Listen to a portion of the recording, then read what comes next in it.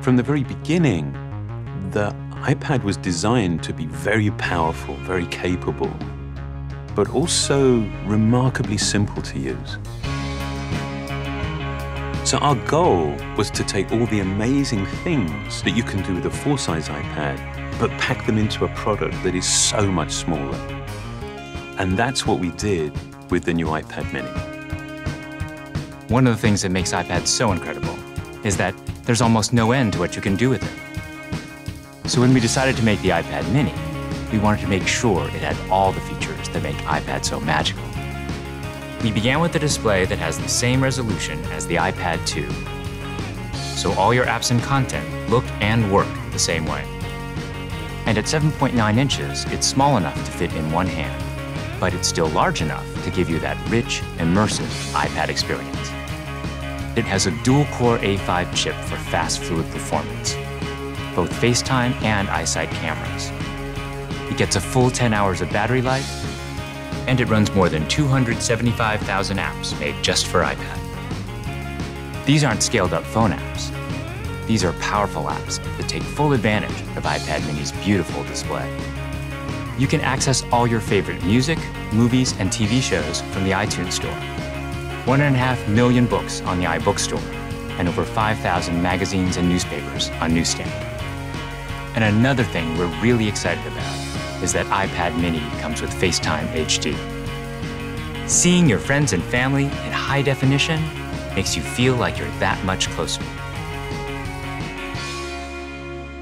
If all that we had done was take the original iPad and just reduce it, all that you would be aware of was everything that was just missing.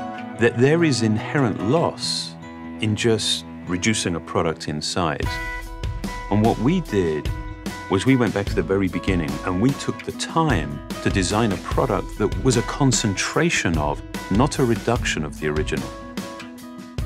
We felt strongly that 7.9 inches was exactly the right display size, but it became clear that we had to reduce the width of the borders so you can still pick it up and easily use it with one hand.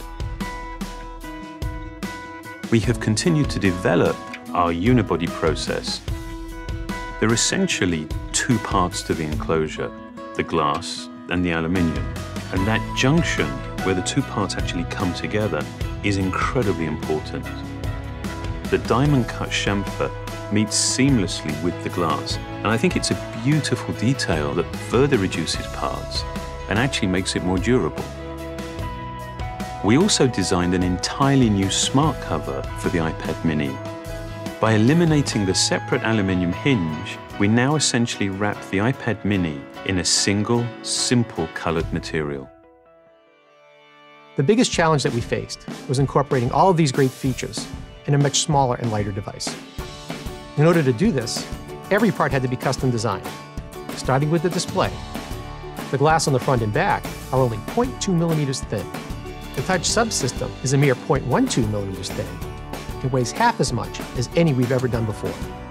Beyond the screen, we took some dramatic steps to maximize interior space. It has the largest and thinnest single-cell battery we've ever designed.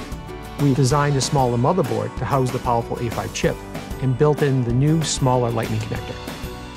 We also redesigned the iSight and FaceTime HD cameras, and they allow you to take amazing photos in HD video. We've been able to build all of this technology into a device that is only 0.68 pounds and 7.2 millimeters thin.